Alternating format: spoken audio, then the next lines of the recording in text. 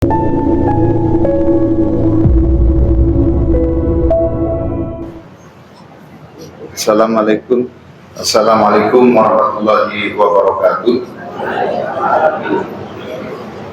Alhamdulillahilladzi hadana li hadza wa ma kunna linahtadiya laula hadanallah. Asyhadu an la ilaha illallah wahdahu la syarika lah wa asyhadu anna Muhammadan abduhu wa rasuluhu la nabiyya wa la rasula ba'da. Allahumma shalli wa sallim ala Rasulillah Muhammadin ibn Abdullah wa ala alihi wa sahbihi wa man tabi'ahu bi ihsan ila yaumil qiyamah, amma ba'd. Bapak dan Ibu jamaah pengajian ahad pagi rahimakumullah, kita bersyukur pada Allah Subhanahu wa taala. Hari ini kita berada di tanggal 9 bulan Safar 1447 Hijriah, bertepatan dengan tanggal 3 Agustus 2025. Kita sama-sama bisa hadir di Masjid Ar-Rahmah untuk melaksanakan kajian ahad pagi yang kita laksanakan seminggu sekali. Semoga Allah mencatat langkah kita dari rumah menuju tempat ini sebagai amal ibadah yang bisa melebur dosa-dosa kita serta mempermudah langkah kita untuk meraih surga Allah Subhanahu wa taala. Baik, kita lanjut. Masih kajian kitab Al-Jami' Shahih fi Ahadits Al-Aqidah, kumpulan hadis-hadis sahih yang berhubungan dengan akidah.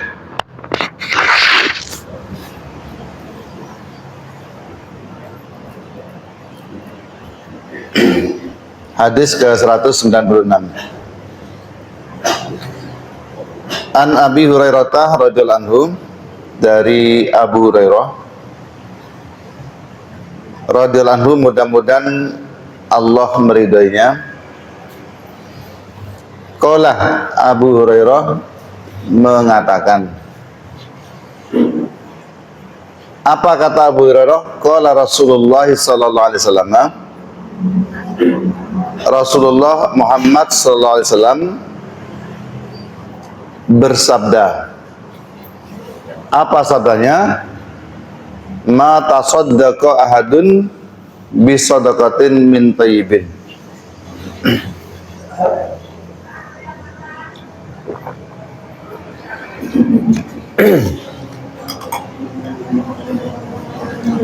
Wala yaqbalullahu illa tayyiba illa akhadaha ar-rahman biyaminihi.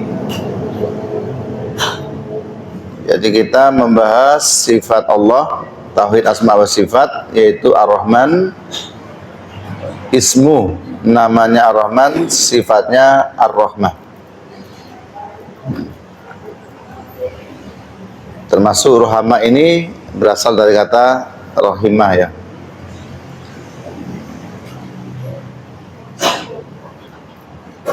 Ma tasaddaqa,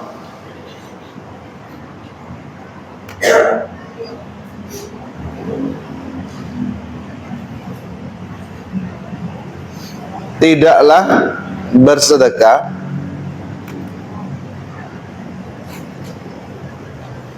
ahadun, salah seseorang di antara kamu,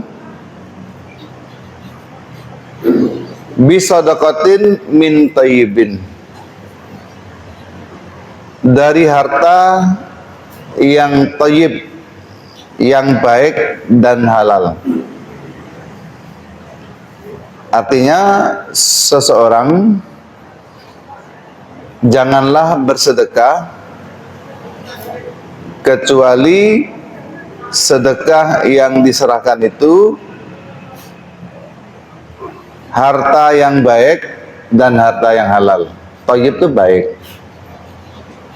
Lebih dari itu, harta yang disedekahkan itu halal.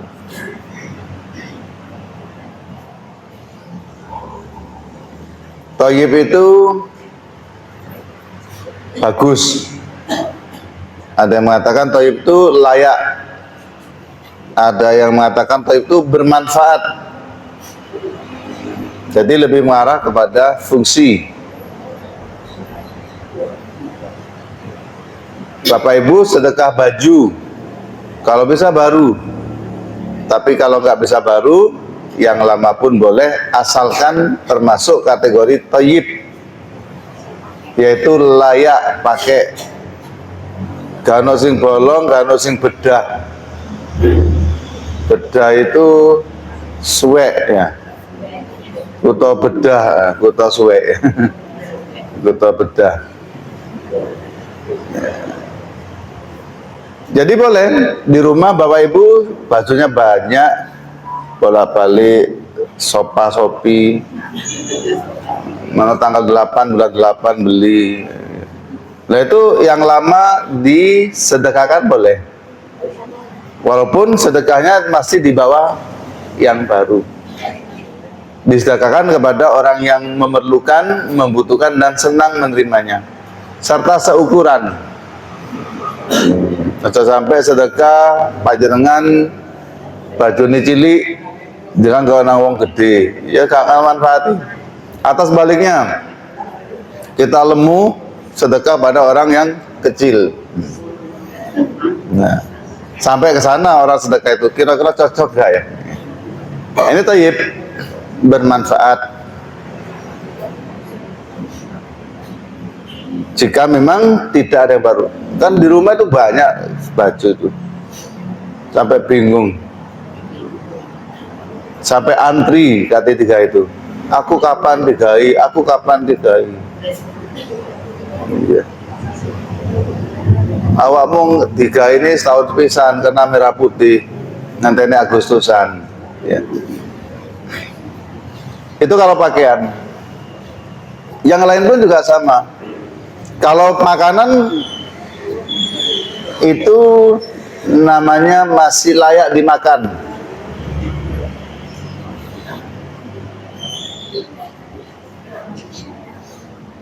Durung mambu, kalau es mambu ya jangan. Masa gak anget, nah, paling enak aja pas anget itu. Di tas mentas dikasihkan seneng.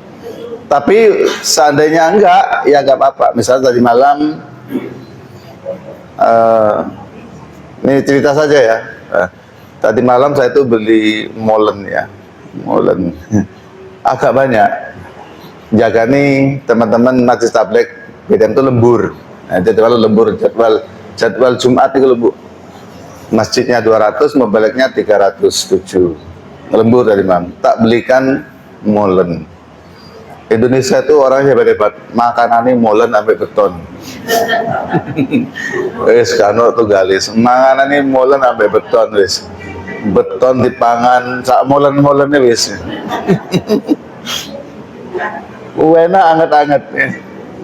Laku gante Bu, gante masih banyak. Terus saya ambil satu untuk nanti, terus sisanya biasanya tak kasih satpam tadi. Pas mampir ke sini, satpamnya seneng. Gak anget tapi si layak, karena belinya tadi malam jam 8. Antep molennya, roto gede. Bukan molen-molen yang kecil. Ya senang satpami. Nah itu saya cerita aja ya, apa yang saya berikan itu tidak fresh, tapi masih layak untuk ganjel perut itu cukup. Ya, gitu. Sakti nih, satpam saya itu makanannya molen.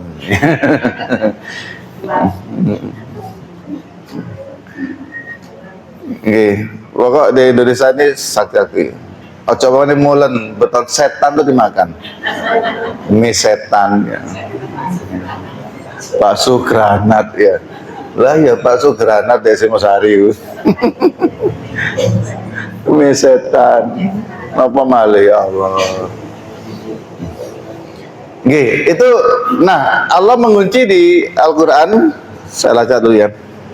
Ini penting Bu, kalau sedekah itu harus diantisipasi. Kalau sampai panjang ngasih makanan, orangnya sakit perut. Sakit perut gara-gara makanannya sudah basi ya. Sehingga kalau kita dapat makanan agak banyak, yang kira-kira kita nggak ngatasi, itu segera digeser supaya nanti tidak menyesal. Kalau menyesal nanti kalau nggak kecanda eman, aduh eman ya sekadung atos tetel ki, lek tetel lek atos kan nggak bisa dicokot ya, nggak dicokot kantil untuk nih, kena untuk pasangan ya. Tetel kok enak gitu, tetel dibakar enak tuh. Nih, wala tayammamul khabisah, wala tayammamul khabisah, janganlah engkau memilih-milih yang khabis ya. Jadi kalau makanan khabis itu ya sudah basi. Kalau pakaian khabis itu sudah sudah buruk, sudah basi. Ini ketemu surat apa lagi? Al-Baqarah 267.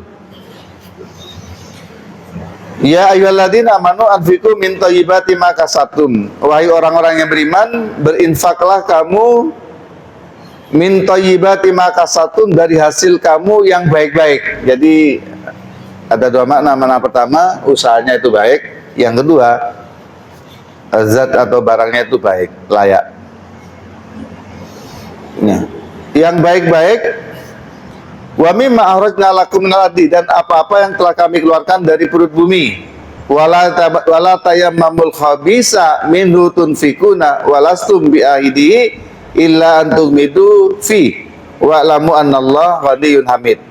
Nah, di sini disampaikan wala tayammamu, janganlah kamu memilih al khabisa, yang buruk-buruk, untuk kamu keluarkan, untuk kamu sedekahkan. Padahal kamu sendiri sudah memicingkan mata, tidak mengambilnya, melainkan dengan memicingkan mata atau enggan. Jadi cari yang thayyib, yang layak. Jadi lek baju si api, si kuat ya. Jadi itu nggih. Terus yang berikutnya tadi makanan jangan sampai yang sudah basi. Tapi ada juga makanan itu semakin lama semakin enak. Jangan tewel gitu. Berendrang itu semakin enak tuh. Terus oleh telung dinane itu enak ya. Ngat ya. Itu lain, Bu. Nah, di sini Islam mengajari kita bahwa kalau berbuat baik maka sebaik-baiknya. Kalau bersedekah yang sebaik-baiknya. Wala yaqbalullahu illa thayyibah, dan Allah tidak menerima terhadap sedekah kecuali sedekah itu yang baik. Allah tidak akan menerima kecuali dari harta yang baik. Yang pertama, ya lebih mengarah kepada halal. Jangan bersedekah dari barang yang tidak jelas sumbernya, termasuk yang diberikan kepada anak istri kita. Di tempat saya dulu tuh ada ini judi, apa namanya, SDSB ya. Masih ingat ya SDSB? SDSB, sumbangan dana sosial berhadiah. Itu diundi setiap Kamis malam di RRI jam 10. Apa lagi? Karena ono radio kadi meneh ya. Itu mesti setelah itu ditutup demo. Saya itu ikut demo, Bu. Ikut demo di Kabupaten Pendopo sana. Saya masih mahasiswa. Demo menuntut SDSB itu dibubarkan. Alhamdulillah dituruti. Ternyata setelah itu dibubarkan bukan berarti judi itu berhenti. Muncul yang namanya togel. Togel itu singkatan dari totoan gelap. Nah itu togel tuh masih sampai sekarang di desa itu banyak. Nah ada sebagian orang itu memondokkan putra putrinya di pondok, terus dikirimi dari hasil judi. Nah itu bagaimana? Ya Allah tidak menerima, Allah tidak suka, dan pasti itu berpengaruh kepada ilmu daging yang menjadi perkembangan tubuh dari sang putra, sang putri tadi, berpengaruh kepada ilmunya. Jadi dikirimi dengan uang hasil haram. Nah, lalu di layar itu ada kalimat illa ahadahullahu ahadahar rahmanu biyaminihi.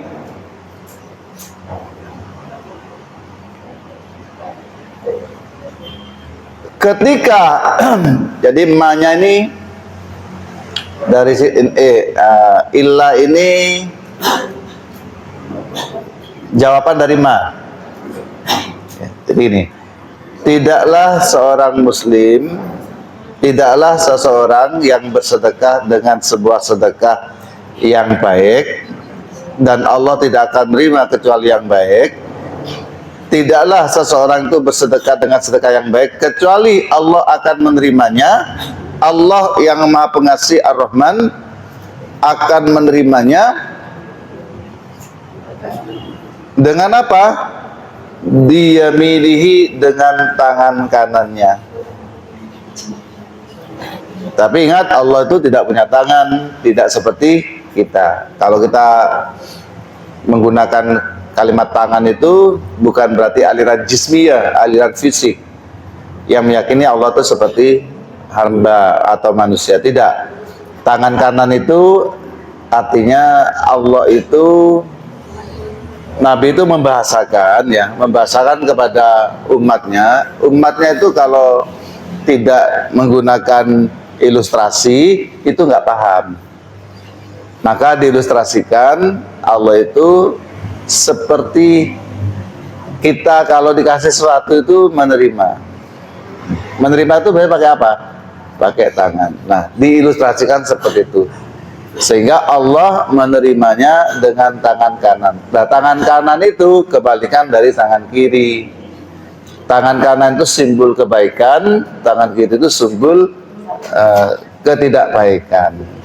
Tangan kanan itu simbol bahwa Allah itu menyukai, senang terhadap hamba yang telah beramal dan menggunakan dan beramalnya itu dari harta yang ia peroleh dengan jalan yang halal.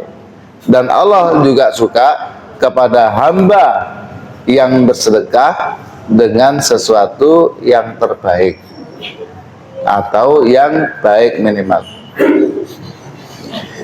Nah, di sini menggunakan Ar-Rahman, bahwa Allah itu pengasih.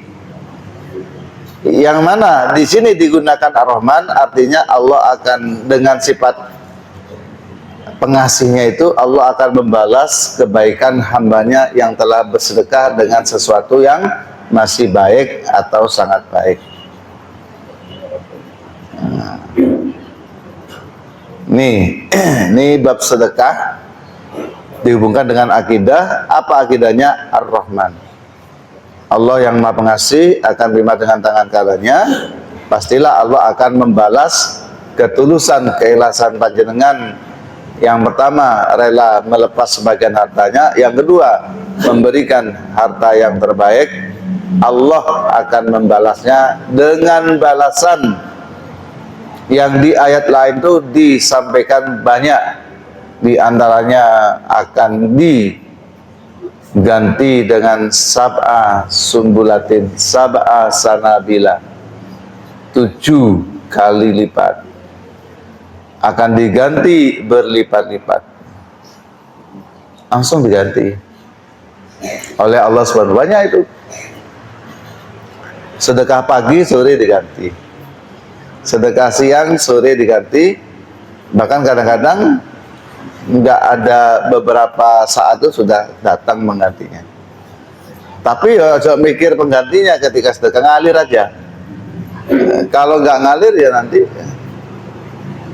Seperti yang ada di cerita, ada seorang santri atau jamaah ke kiai, terus kiai itu apa namanya,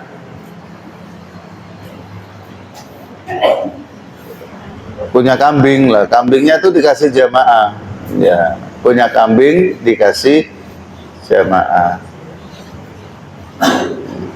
Lalu kambingnya datang tamu berikutnya, lah tamu itu sama kiai dikasih kambing yang dapat dari jamaah itu. Terus itu ambek koncone, aku manggo singkong nang kiai, gua bukung. Lalu ambek kiai dibales dengan apa? Dengan kambing. Nah, yang bawa singkong itu ikhlas. Ikhlas karena Allah ya ingin memberi sesuatu kepada kiai. Aku onoi singkong itu. Nah, kok datang yang ketiga, karena mendengar seperti itu, iki iso ditiru. Aku tak rono, tak gowo iki. Nah, aku oleh kambing seperti koncoku. Akhirnya rono bawa sesuatu. Akhirnya sama kiai diberi singkong itu. Jadi, padahal yang dibawa itu lebih banyak, tidak singkong lagi ya. Berarti tidak ikhlas. Karena tidak ikhlas maka balasannya juga lain, termasuk kepada Allah. Nah, dan kita ya masih seperti itu. Kalau kita bersedekah itu kan mesti berharap balasan itu. Apakah salah? Tidak, boleh. Karena berharapnya kepada Allah. Tapi paling enak wis standar aja. Wis pokok aku berbuat baik, saya bantu si A tetangga saya ini karena yang bersangkutan membutuhkan. Bukan mengharap balasan dari Allah, karena itu sudah Allah itu innallaha la yukhliful mi'ad, Allah itu tidak akan mengingkari janji. Masih nggak berharap kita itu akan dipenuhi. Nah, ketika kita sudah nggak berpikir tentang sesuatu yang kita berikan, yang kita serahkan itu, Allah akan menggantikan dengan sifat Rahman, tentu dengan biyamini, dengan tangan kanannya pula.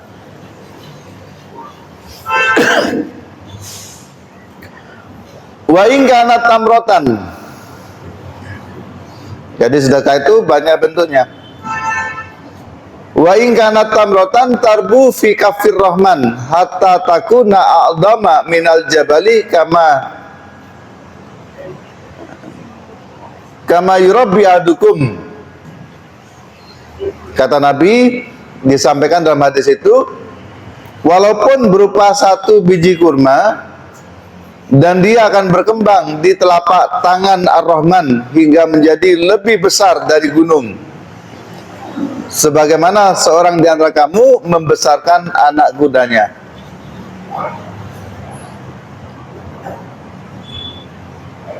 Kama yurabbi ahadukum falwahu au fasilahu. Seperti kalian membesarkan anak kudanya. Jadi sedekah yang kecil itu tamroh itu tamar ya. Tamar itu kurma, Bu. Jadi yang namanya tamara itu artinya kurma ya. Namanya bagus, tamara ya. Saya punya teman namanya manis tamar, kurma yang manis. Nah, kurma itu kecil. Kurma itu kan banyak macamnya gitu. Kalau yang masih muda itu ada kurma rutop ya, itu manis enak itu, Bu. Cuma bawanya ke sini susah karena harus dingin ya. Dingin, sehingga kalau mau beli itu ya dimakan di sana. Kalau dibeli bawa pulang itu sampai sini sudah nggak bagus. Tapi manisnya tetap. Ada yang rutop, ada yang ajwa. Yang Nabi itu menyampaikan kalau makan kurma setiap hari berapa itu? 7, maka akan terbebas dari sihir. Ajwa itu ya berkualitas, macam-macam kualitasnya gitu. Nah, itu satu kurma ini yang kalian sedekahkan, kata Kanjeng Nabi Muhammad SAW, Fatarbu fi kafir rahman, itu akan berkembang di dalam genggaman atau telapak tangan Allah yang Maha Pengasih tadi, sampai terus berkembang menjadi banyak besar, saking besarnya seperti gunung. Apa maknanya Bapak Ibu sekalian? Sedekah itu akan menimbulkan manfaat berkah. Jadi hartanya itu akan berkah terus berkembang. Padahal satu biji. Maka Nabi dalam hadis yang lain, ittaqun nara walau bisyikki tamratin. Lindungilah dirimu dari api neraka dengan cara bersedekah, walaupun sedekahmu itu sedikit, separuh dari biji kurma. Biji kurma itu satu, kecilan, itu disigar, separuh untuk tetangga, teman yang duduk di sebelah kita, separuhnya kita makan. Lah itu bisa melindungi kita dari api neraka. Gak gampang Bu, lek wis itu aku mesti mesti eman, wis kan menes aku tak mangan mata tembok ae. Cekak itu baru satu biji kurma. Jadi fatarbu akan berkembang. Ini sabda Nabi loh ya. Wa huwa asdaqul qailin, Nabi itu adalah hamba Allah yang paling benar, paling dipercaya ucapannya dengan cara bersedekah. Dari sini ada ajaran sedekah itu tidak harus nunggu kaya. Yang kedua, sedekah itu kita lakukan sesuai dengan kondisi kita. Misalnya memberi apa? Kita tadi sampai satu butir kurma. Bahkan dalam hadis yang lain, la tahkiranna ya nisaa, ya nisa'al muslimin, kata Nabi, wahai ibu-ibu, la tahkiranna, janganlah kalian memandang sebelah mata, menghina mengenyek terhadap sedekah orang lain. Walau firsi nasatin, walaupun sedekah itu berupa makanan yang terbuat dari kaki kambing, tengkleng ya, tengkleng beteklek, tengkleng yang enak di sana Bu, ada tengkleng enak di Sulu ya. Di Sulu itu ada enak, terus paling enak lagi sebelahnya Pasar Klewer, golek daster. Jadi datang Solo, tujuannya tiga: satu Masjid Syekh Zayed ya, yang kedua makanan tengkleng, setelah itu ke Pasar Klewer, Klewer Bu.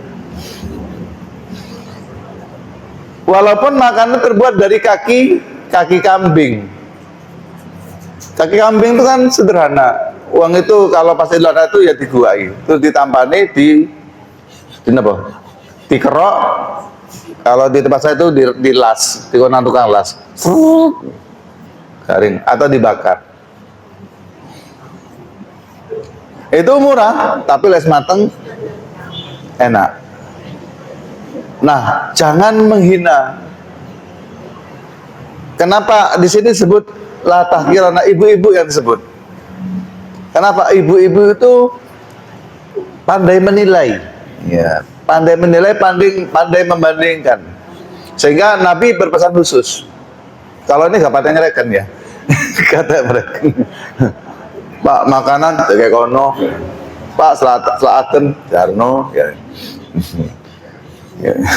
Jadi, kalau ibu itu teliti, iki undi-undi kok gak patah akeh wijeni ya. Paling iki sisa-sisa iki. Nah, ya. Jadi diingatkan, bukan berarti ibu-ibu itu gimana, bukan, diingatkan karena ibu-ibu itu yang paling teliti, detil tentang sesuatu, sehingga diingatkan jangan sampai ketelitian panjenengan itu menjadi negatif, memandang sebelah mata ke pemberian orang. Allah atasnya jangan tewel lagi, tapi tetelane betul-betul tetelan, orang anak dagingnya belas ya.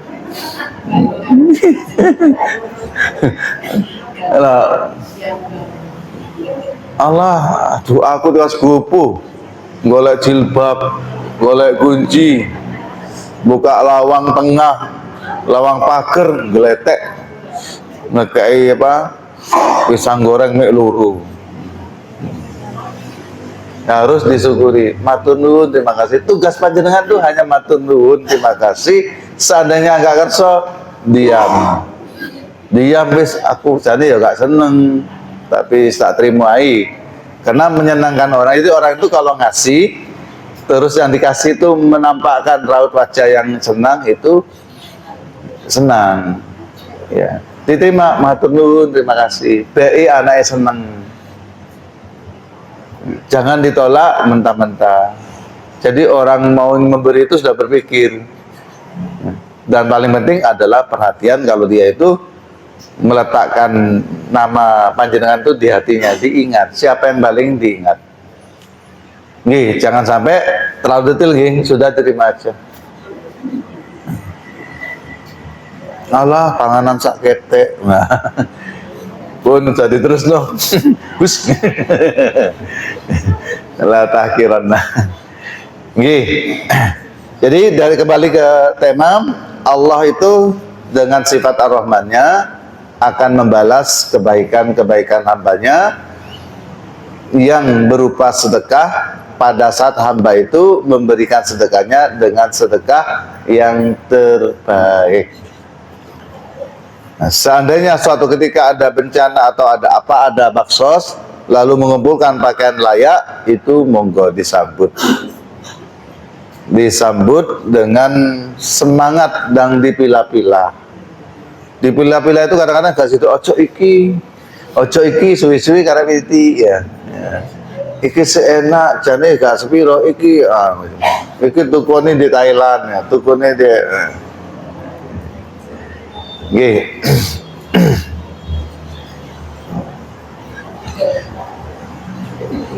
An Abi Hurairah radhiyallahu anhu, dari Abu Hurairah, mudah-mudahan Allah meridainya, qala, ia mengatakan, qala Rasulullah sallallahu alaihi wasallam, sesungguhnya bahwa Nabi Muhammad SAW itu qala, bersabda.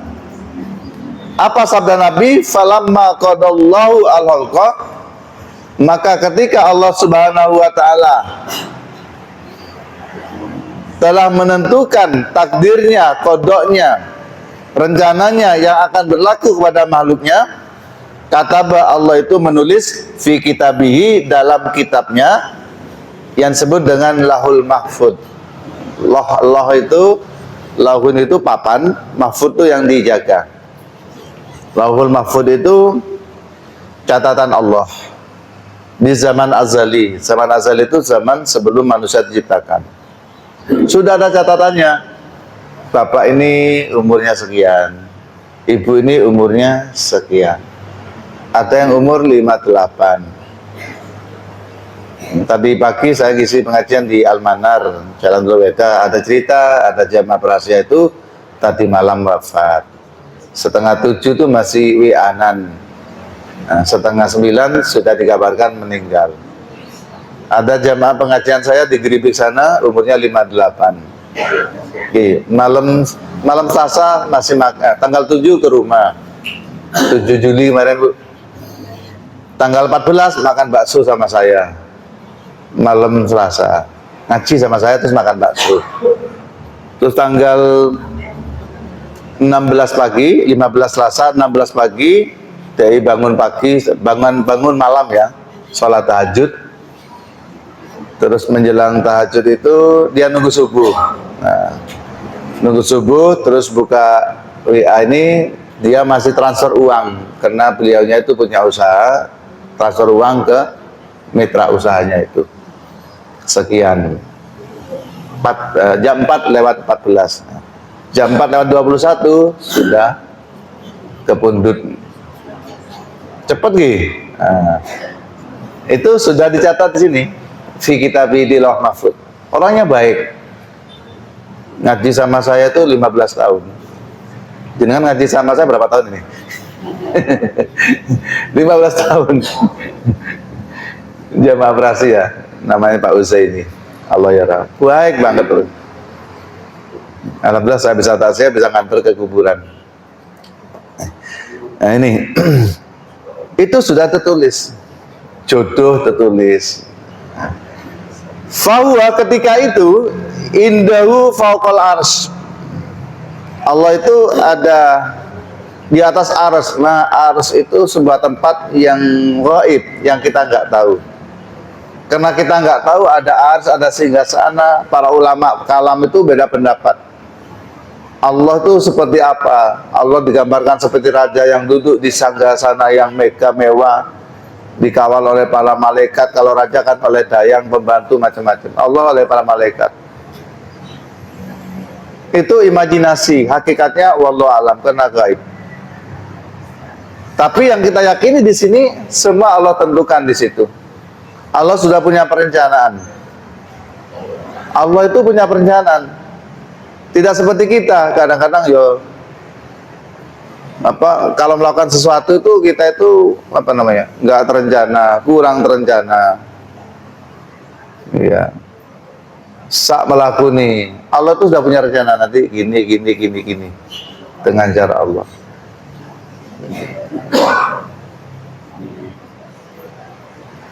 Itu yang pertama, kita yakin Lauhul Mahfuz itu ada.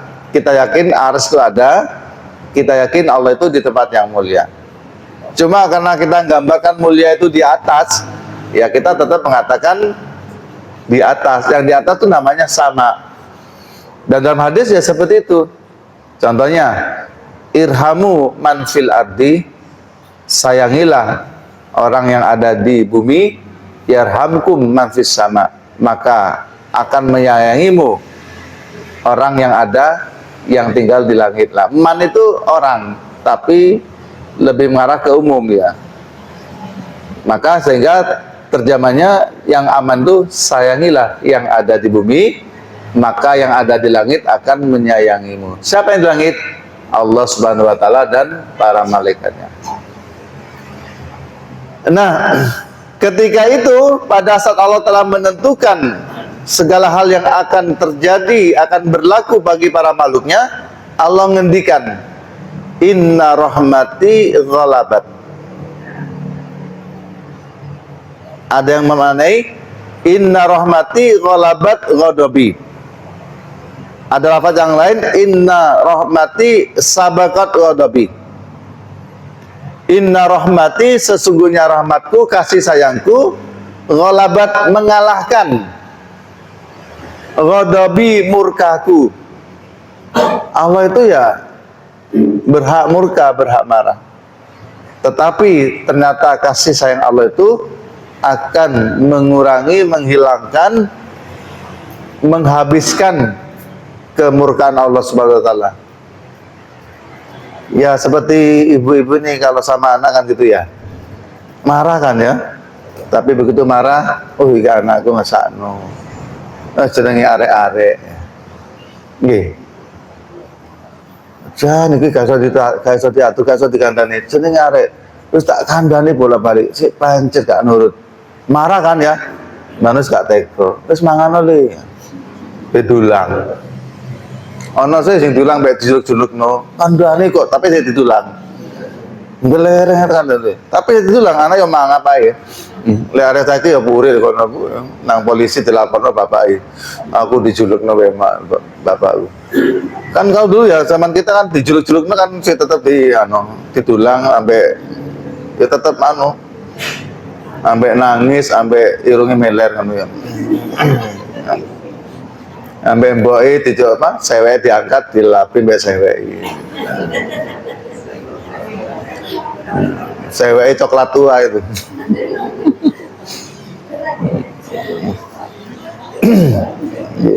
Saking sayangi wis, iku lek gak sayang ya wegah delok umbel ngono. Gila ya. Ono tisu, saiki gaya bolak-balik tisu wae. Biyen gak usah tisu wis pucuk iki, pucuk sewek iki. Saking sayangi iki. Nah, jadi seperti itu. Sama bapak juga sama. Marah tapi tetap disangoni. Kalau marahnya puncak terus tidak ada kasih sayang, itu sudah melanggar. Seharusnya seperti Allah, Allah tuh marah, tapi Allah itu tetap tidak tega, tetap dikasih rahmat oleh Allah. Dari situ ibu bapak sekalian, banyak pelajaran dari sini. Ketika kita melakukan dosa, ketika kita merasa punya banyak dosa, kembali ke hadis ini. Ya Allah, panjenengan pantas untuk murka, pantas untuk marah kepada kami karena kami seperti ini banyak dosa. Tapi kami yakin rahmatmu lebih luas dari murkamu, rahmatmu lebih luas daripada adabmu. Ya. Inna rahmati ghalabat. Nah, di Al-Quran disampaikan bahwa wasiat rahmati ala kulli syai'. Rahmatku itu sangat lengkap, sangat luas atas segala sesuatu. Nih, pokok kasih sayang Allah itu tidak ada habisnya. Semakin kita yakin, semakin Allah sayang sama kita. Inna rahmati ghalabat ghadabi. Sesungguhnya rahmatku akan mengalahkan murkaku. Sesungguhnya kasih sayangku itu akan mengalahkan murkaku.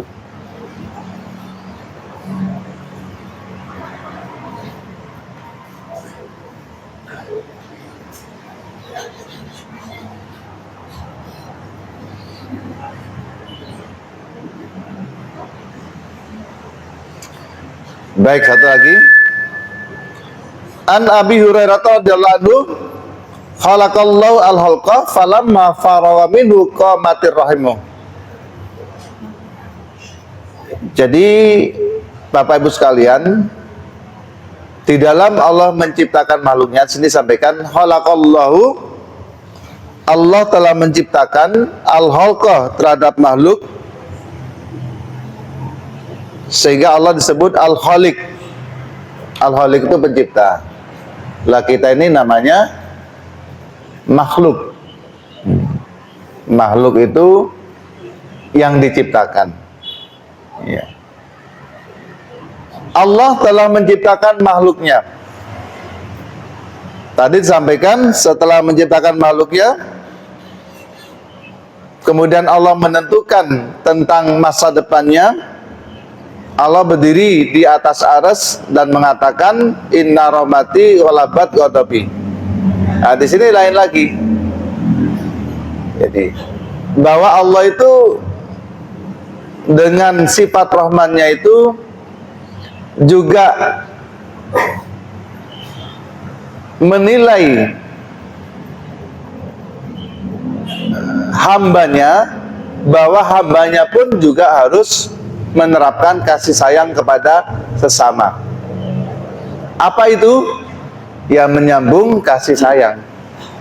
Menyambung kasih sayang itu namanya apa Bapak Ibu? Silaturahim. Jadi silaturahim itu bukan hanya ketemu-ketemu gitu, tapi bagaimana dengan ketemu atau berkomunikasi, berinteraksi itu kita semakin saling menyayangi. Saling menyayangi itu tidak diucapkan, tapi dibuktikan. Dengan apa? Kepedulian terhadap sesama. Peduli itu bisa materi, bisa non materi. Kalau materi berarti mengasihi sesuatu. Kalau non materi berarti perhatian. Jenengan WA teman lama ya, Mbak, terus pun dikabari, itu perhatian. Alhamdulillah, lama nggak kontak ya. Jadi langsung seneng, ingat dulu pada saat-saat masih berjuang, saat-saat masih belajar, misalnya teman pondok atau teman sekolah. Itu, atau ada yang sakit diparani, itu ya seneng, minimal didoakan lewat WA. Pak sepurani gak iso besuk nang sakit, ismandar moko dang waras. Tombo teko ora ngono wis enak wis. Terus moga-moga ya boleh ya, kalau kita kan Allah masfi isfi ada safi, kadang-kadang nggak apal isfi to ya, wis pakai bahasa Jawa ini tombo teko loro lungo, terus dibalas tekono lemah teles. Pangeran sing balas ya,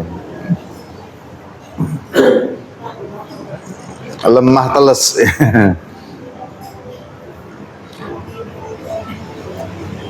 Pangeran sing bales. Nah itu Bapak Ibu sekalian, sehingga di hadis ini sampaikan ala tardina an asilaman wasalaka waqta man qataka qalat bala ya rab qala fadaka. Jadi Allah itu sangat ridho ya ketika melihat orang itu wasalaka, menyambung silaturahim.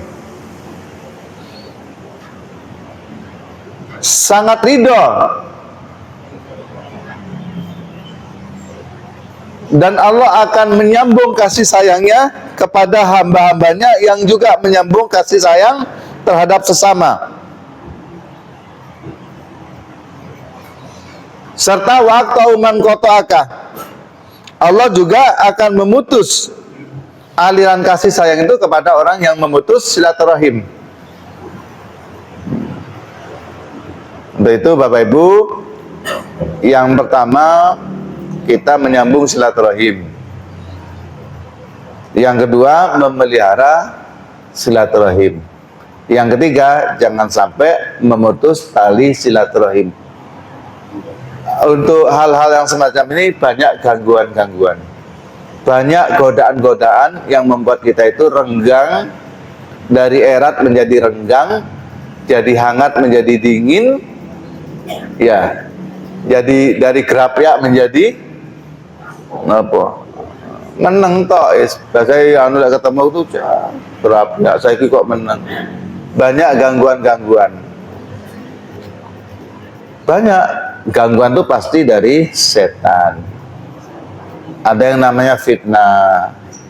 Ada yang mengadu domba kita. Ada juga yang kena iri. Berarti kalau masih iri berarti tidak tulus. Ada temannya sukses, kena iri akhirnya gak nyopo. Ada yang kena merasa adanya ketidakadilan, terutama ini saudara kakak adik ya. Bapakku, ibu ini gak adil. Padahal itu perasaan itu. Bapak ibu itu kan pengen adil, cuma mungkin ya namanya manusia kan terbatas. Jadi banyak hal-hal yang merusak hubungan silaturahim. Nah, ketika kita mampu mempertahankannya, Allah itu akan menyambung kasih sayangnya kepada kita. Jika kita tidak mempertahankan atau memutus hubungan silaturahim, wis gak dulur-duluran, wis gak konco-koncoan, wis gak besti-bestian, wis putus hubungan. Maka Allah juga wa aqta'u man qata'aka, aku akan memutus orang yang memutus silaturahim. Saya kira ini sudah 3 hadis, insya Allah menjadi spirit bagi kita. Yang pertama untuk berbagi, yang kedua ketika berbagi dengan sesuatu yang bermanfaat dan baik, yang ketiga inti dari pembicaraan ini bahwa Allah hanya akan menerima yang baik. Allah yang Maha Pengasih akan memberi kasih sayang kita dalam bentuk barokah dalam hal harta ketika kita mau bersedekah dengan yang thayyib dan yang baik. Lalu hadis yang kedua tadi, Allah menentukan semua yang akan terjadi pada makhluknya. Allah juga memiliki kewenangan untuk murka, tapi ingat, kasih sayang Allah akan mengalahkan murkanya. Lalu yang ketiga, mari kita jaga silaturahim. Yang mana silaturahim itu adalah bentuk memberikan kasih sayang kepada sesama, maka Allah pun akan menjaga aliran, kucuran, limpahan rahmatnya, kasih sayangnya kepada kita. Baik, monggo Mas Jafar bisa dilanjut dengan tanya. Yang pertama tadi ada anjuran untuk bersedekah. Ini pertanyaan saya adalah mana yang didahulukan, membayar hutang atau sedekah. Oke. Karena kalau hutang itu kan memang Wajib. ada jangka waktunya akhirnya bisa. Kalau hutang itu biasanya ada bisa bersurat. Karena kita masih ada dua uang kecil, 10.000, 20.000. Yang kedua katanya di takdir awal itu kita mengatakan takdir awal itu ada yang baik dan buruk. Jadi yang mengatakan semua takdir awal itu baik, tergantung cara pandangnya. Kemudian takdir itu ada yang juga yang mengatakan awal itu tidak akan berubah suatu tahun.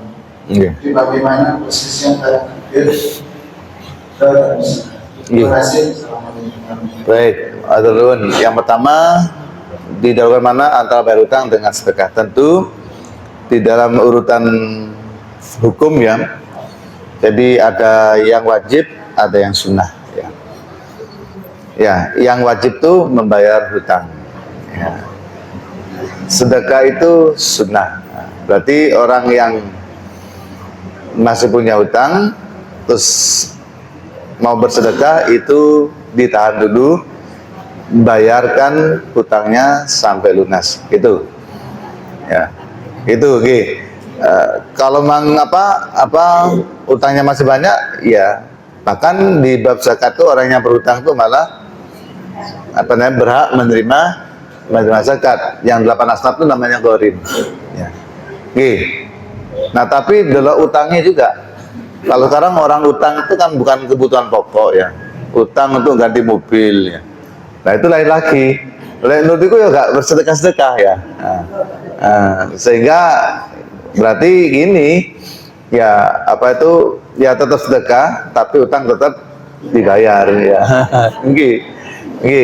Kenapa? Ya tadi coba ditanya orang-orang tuh kayaknya semuanya punya hutang ya. Masih suki tuh utangnya kadang banyak ya. Kenapa?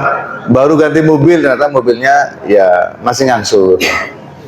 Terus ini dan itu. Terus yang kedua tentang takdir. Takdir itu memang Allah Nabi sampaikan khairihi wa syarri. Ada takdir baik, ada takdir buruk. Yang dimaksud semua takdir baik itu lebih mengarah ke hikmah. Kalau yang dimaksud dengan takdir buruk dengan takdir baik dengan takdir buruk itu ada takdir yang manusia itu menerimanya. Yang pertama itu menyenangkan, yang kedua bikin manusia itu sakit dan sedih ya. Panjenengan dapat makanan itu kan menyenangkan ya. Terus dapat penyakit, nah, itu takdir Allah. Jadi takdir itu ada yang baik untuk dirasakan dan dinikmati oleh manusia. Sukses itu kan baik, gagal itu kan sakit ya. Nah, baru bicara hikmah. Ketika bicara hikmah maka sampaikan Mas Jafar tadi semua takdir itu baik. Artinya yang takdirnya memang berupa sesuatu yang baik, itu hikmahnya apa? Allah menyayangi kita dengan cara memberi materi. Tetapi ingat, di balik itu tetap ada ujian dari Allah, bersyukurkah kita atau bagaimana? Ketika takdir buruk, itu menjadi baik kalau kita itu pandai menyikapinya. Aku dikei loro. Apa yo? Allah itu jahat. Aku dikei loro. Nah ini negatif. Tapi kalau mau yang positif, aku dikei loro mungkin satu dosaku akeh. Karena sakit yang dialami seorang mukmin kalau sabar itu akan menjadi sarana pelebur, penghapus, penghilang dari dosa-dosa yang ia lakukan selama ini. Aku dikei loro ya. Nah, pasti ada hikmah di balik itu. Nah, terus yang berikutnya apa tadi? Takdir gak bisa dirubah ya. Hubungan ini hubungan ikhtiar, doa sama tawakal ya. Kalau saya sebut dengan IDT. Ada ayat innallaha la yughayyiru ma biqaumin hatta yughayyiru ma bi anfusihim. Surat Ar-Ra'd 2 ayat 11 ya. Sesungguhnya Allah tidak akan merubah sebuah kaum kecuali kaum itu mau berubah apa yang ada pada dirinya. Bagaimana kaum itu bisa merubah? Padahal katanya sudah Allah tentukan. Maka Bapak Ibu sekalian, takdir itu kan rahasia ya. Rahasia. Yang terjadi itu kita mengatakan takdir. Yang belum terjadi itu kita mengatakan apa? Kalau di bahasa akidah itu disebut dengan kodok. Kodok itu ketentuan Allah yang kita belum tahu. Tapi begitu sudah terimplementasi terjadi namanya takdir. Karena kita nggak tahu, maka kita tetap berusaha untuk menyongsong takdir yang baik. Maka harus ada usaha, ada upaya. Di dalam membahas tentang takdir, memang para ulama itu mengakui menjelaskannya itu memang tidak mudah. Satu sisi Allah itu sudah menentukan, sisi yang lain kita harus berusaha. Bagaimana? Maka ada yang mengatakan takdir itu ada dua, takdir mubrom sama takdir mu'allak. Mubrom itu nggak bisa dirubah, seperti sunnatullah itu nggak bisa dirubah. Air itu kalau dididihkan, dipanasi sampai 100 derajat mesti mendidih, itu sudah nggak bisa dirubah. Ya, air itu mesti kalau ditaruh di ada di bawah itu mesti dia akan turun ke bawah, akan mengalir ke tempat yang lebih rendah karena pengaruh gaya gravitasi bumi. Itu sudah mubrom dan yang lain. Terus yang mu'allak itu bergantung apa? Bergantung usaha kita. Maka di situ ada upaya-upaya untuk melakukan ikhtiar-ikhtiar. Nah, terus yang ketiga, tadi sudah katabah, sudah Allah tentukan, sudah Allah ada rencana-rencananya, itu ketentuan Allah. Terus bagaimana seandainya seseorang itu di dalam catatan Allah itu dia sudah dikatakan syaqiyun, celaka, dan orangnya nggak tahu kalau dia akan celaka, tapi karena orangnya selalu minta kepada Allah SWT, ya Allah jadikanlah aku orang yang beruntung, orang yang sukses, orang yang tidak celaka, berulang-ulang. Lalu Allah mendengarkan, Allah memperhatikan, karena yang membuat SK keputusan itu Allah. Setelah Allah itu mendengar sedemikian gigih hambanya itu meminta dan mohon, Allah dengan wewenangnya bisa merubah. Apakah Allah nggak beriman? Tidak. Terserah Allah, sama dengan kepala sekolah yang sudah menghukum, memberi sanksi kepada si murid yang nakal itu. Tapi begitu orang tuanya minta maaf, muridnya juga menyesal, bikin pernyataan, kepala sekolah berubah. Nah, yang ngesano, wis menyesal. Ya wis tetap sekolah, tapi uji coba. Nek telunggulan nakal meneh, dikeluarkan atau dikembalikan orang tua. Seperti itu gambarannya. Wallahu alam. Ya. Jadi tapi tetap harus ikhtiar. Karena kalau nggak ikhtiar, ya keliru. Nah, karena ada yang nyata-nyata itu kemungkinannya itu terjadi kalau nggak ikhtiar. Seperti panjenengan nyebrang di depan itu. Ikhtiarnya apa? Satu, cari yang agak sepi. Nunggu agak sepi kendaraan baru nyebrang. Yang kedua, toleh. Coba jangan nggak ikhtiar. Wis lewat tabrak wis aku tak langsung motong gitu ya. Ditabrak temenan. Nah itu ternyata posisi ikhtiar itu ada. Posisi ikhtiar itu ada. Apa buktinya? Kalau kita nggak ikhtiar, mesti mengalami kecelakaan. Ya. Atau bapak ibu yang punya penyakit, kata dokter, ojo mangan jeruan. Coba dipangan ya. Lah ini ikhtiar ya. Wallahu a'lam. Moga bedah. Assalamualaikum warahmatullahi wabarakatuh. Waalaikumsalam warahmatullahi wabarakatuh. Kalau ada orang menabung di bank atau di itu kalau gimana itu untuk sedekah itu halal atau enggak? Yang kedua, kalau kita membeli seorang itu kadang-kadang langsung mendapat balasan. Pas.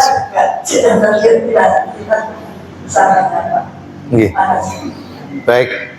Untuk bank itu, untuk yang bank konvensional itu para ulama beda pendapat. Ada yang mengatakan boleh, ada yang mengatakan haram, ada yang mengatakan syubhat ya. Syubhat ya. Terus ketika belum ada bank syariah itu memang nggak ada pilihan atau ada ketentuan. Saya itu pakai dua-duanya, konvensional sama syariah, karena yang syariah memang pilihan, yang konvensional itu memang terkait dengan administrasi yang harus diikuti. Ya diikuti saja. Tapi ketika buka rekening itu memang tidak berharap bunga. Tidak harap bunga, artinya ya memang untuk keamanan, untuk kelancaran transaksi atau transfer macam-macam. Maka di situ ya tidak mengapa, karena memang tidak berharap itu. Terus kalau yang syariah kan judulnya kan bagi hasil ya. Kalau syariah itu tergantung akad ya. Ketika akadnya bagi hasil, maka yang dibagi itu ya menjadi hak kita, halal. Sedangkan yang konvensional itu tergantung kita mau ngikut pendapat yang mana. Kalau mengatakan yang halal berarti bunganya nggak apa-apa, tapi kalau mengatakan haram berarti bunganya juga bermasalah. Kalau syubhat juga berarti bunganya syubhat. Nah, itu bagaimana seandainya disedekahkan? Nah, ini memang repot menjawabnya ya. Kalau dikatakan disedekahkan tadi, seandainya panjenengan berpendapat ya. Ini mohon maaf yang kerja di bank ya, ini saya nyampaikan karena kan ada juga yang keluarganya di bank. Jadi hukum bank itu menurut para ulama di buku-buku fikih itu ada yang mengatakan boleh karena itu memang kepentingan. Ada yang mengatakan tidak boleh karena ada bunganya. Ada yang mengatakan syubhat, satu sisi kepentingan, sisi yang lain ternyata ada bunganya. Nah, ketika panjenengan mengatakan boleh, gak ada masalah. Ngikuti yang boleh. Kalau ngikuti yang kedua haram, maka di situ bunganya menjadi syubhat itu minimal. Ketika itu hitung-hitungan didelok, tapi sak piro sih bunga titik ya. Kadang-kadang entek arbitrasi. Ya, arbitrasi sak mini, ATM sak mini ya. Itu pasti kepotong secara otomatis. Nah, ketika misalnya agak banyak atau masih lebih, ya monggo dipisah saja. Bunganya sak mini dihitung, terus dipisah.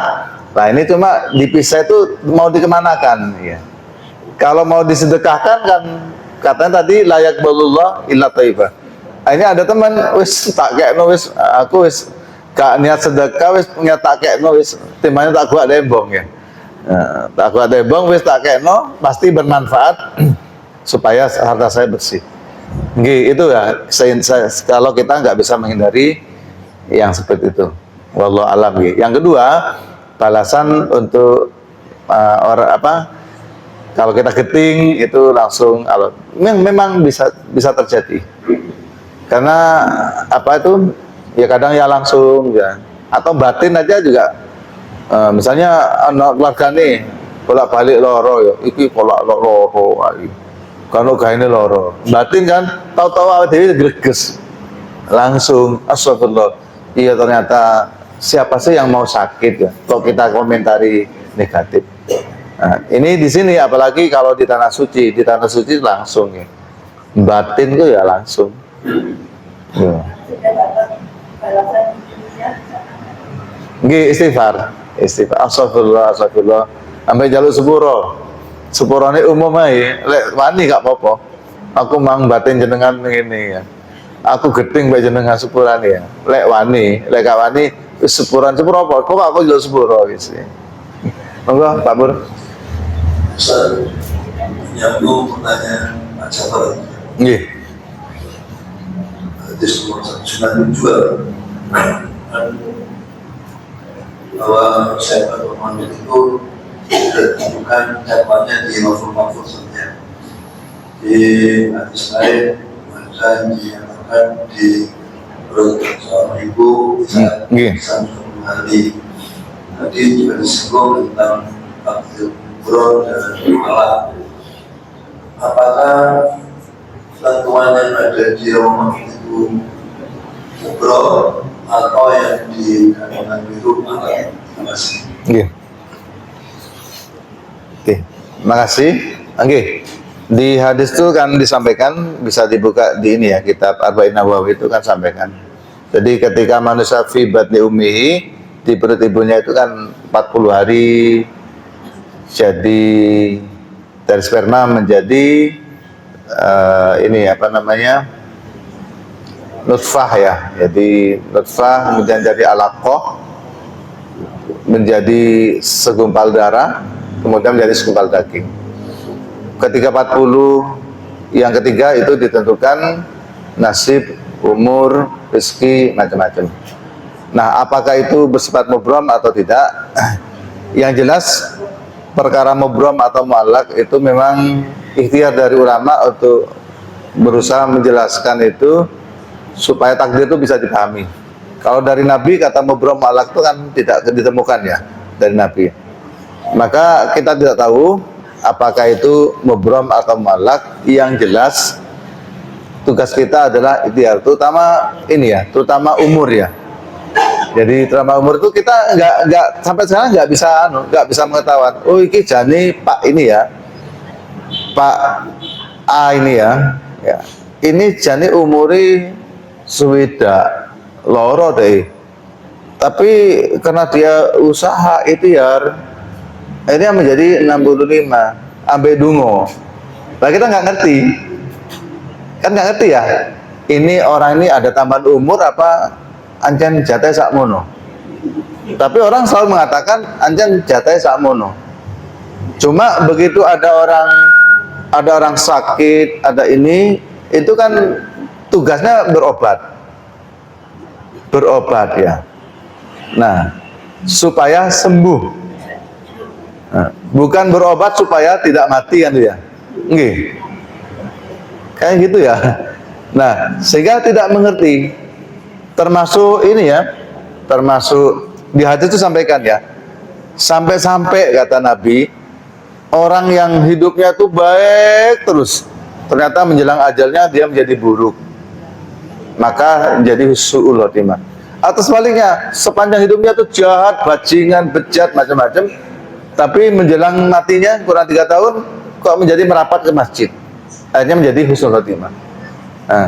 Nah itu tidak berdaya kita karena sudah tentukan. Maka tugas kita terkait dengan fisik, nasib, macam-macam, itu ikhtiar dan doa itu harus dilakukan. Terkait nasib ya, nasib husnul khotimah dan su'ul khotimah itu ikhtiar kita adalah ya tadi, menjadi orang tetap baik sama berdoa supaya istiqomah. Karena sama-sama nggak tahu,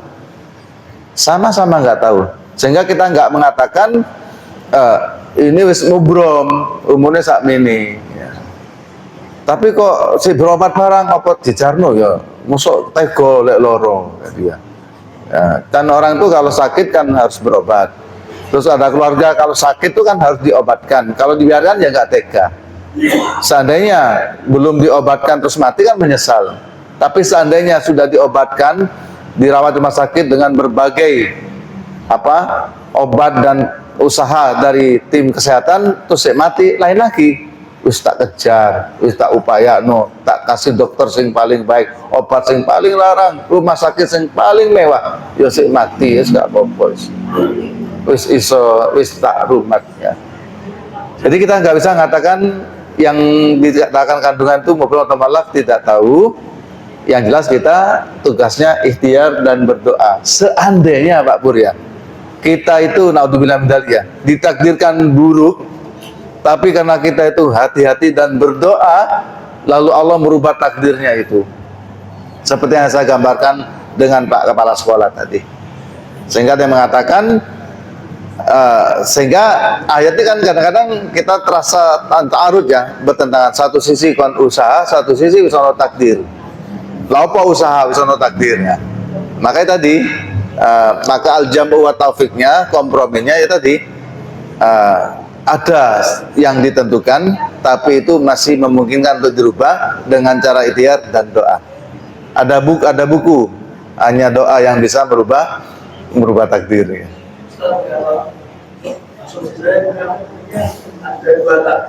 Nggih. Nggih. Oke, betul. Jadi Yang pertama, ada takdir yang memang itu di buku besar Allah Subhanahu wa taala. Itu ada yang memahami itu yang secara umum terkait dengan sunatullah, Pak. Sunatullah yang berkait dengan makhluk ya. Sementara yang di perut itu ada yang bersifat individu. Individu. Yang sunatullah tadi kan la tabdila li sunnatillah. Allah tidak akan merubah sunatullah seperti tadi air yang panas, terus ini dan itu. Ya, terus sama ya, kalau warna ini ketemu warna ini pasti seperti ini ya. Sama dengan sunatullah, kalau kromosom ini ketemu ini akan ketemu jadi anak laki-laki ya. X sama apa itu? Yang teori apa? Kromosom itu ya. Nah, itu yang sebut sunatullah yang ada di lauh mahfuz ya. Termasuk umur dunia, umur bumi, macam-macam. Tapi yang sifatnya individu memang di situ katabah fi batni ummi, dicatat pada saat yang bersangkutan itu ada di perut ibu, sehingga orang hamil itu harus berdoa untuk anaknya yang masih di kandungan, untuk cucunya yang masih ada di kandungan, dengan doa-doa baik sepanjang sejak terjadinya pembuahan. Jadi itu kalau dihitung tuh pas umur 120 hari, Pak. 4 ya. 4 kali 3 berapa? 120 ya. Jadi sebenarnya di situ bukan 7 bulan, Pak. Nggih. Kalau 7 bulan tuh berapa hari 7 bulan tuh? Kalau ini kan 3 bulan ya. 60 berapa? 120 itu berapa bulan? 3 bulan nih. 4 ya. 4 ya. Iya. 4 bulan, Pak ya. 4 bulan ya. 120 apa bulan? 120 hari. Itu katabah. Tapi di masyarakat kan yang terjadi kan malah 7 bulan ya. 7 bulan itu berapa hari? Banyak kan ya. Jadi doanya mulai sejak ini, bahkan doa itu loh, pesen ke putra putri panjenengan yang belum nikah ya. Kalau yang nikah tetap doa ya. Yang belum nikah itu doanya mulai sekarang. Sebelum nikah itu sudah minta nanti anaknya itu anak yang baik. Saya pernah cerita ke panjenengan. Ada seorang teman bertamu ke rumah temannya. Ya, teman yang ditamu itu punya anak. Begitu sholat waktu adzan tuh manjing, tanpa disuruh itu langsung wudhu, Pak. Teman yang bertamu tuh heran, kak koyo anakku ya apa iki ya. Aku kok seneng tanya, Mbak, apa rahasianya, Mbak? Kok anak itu kok otomatis begitu adzan tuh langsung sholat tanpa disuruh, gak saksi. Ya dungo. Iya. Tapi aku dungo ini sejak dulu sebelum nikah. Ya, aku minta pasangan yang baik, sak paket dengan anaknya yang baik. Jadi doanya mulai dari awal, bukan ketika sudah lahir. Nah, tapi les kasep ya boten napa-napa. Kadung ya. Jadi itu. Nah ini apa namanya? Fibatni ummihi itu. Jadi malah 4 bulan, Bu. Jadi begitu anak yang ngomong telat, nah itu doanya diperkuat. Ya Allah, muka-muka anakku soleh seperti Nabi Yusuf. Ojo ganteng ya. Ya Allah, muka-muka ganteng kayak Nabi Yusuf. Dulu bahan baku nih sih loh. Ya. Ya Allah, muka-muka anakku soleh seperti Siti Maryam. Siti Maryam kan soleh di mihrab terus ya. Ya, di mihrab ya, beribadah ya. Jadi kalau berdoa untuk seperti Nabi Yusuf, Nabi Sulaiman itu lebih Siti Maryam itu lebih marah kepada karakter. Itu doa terus, nggak henti. Ya ini, wallahu alam. Demikian Mas Jafar, sampun lewat ya. Saya tutup dengan baca Assalamualaikum warahmatullahi wabarakatuh.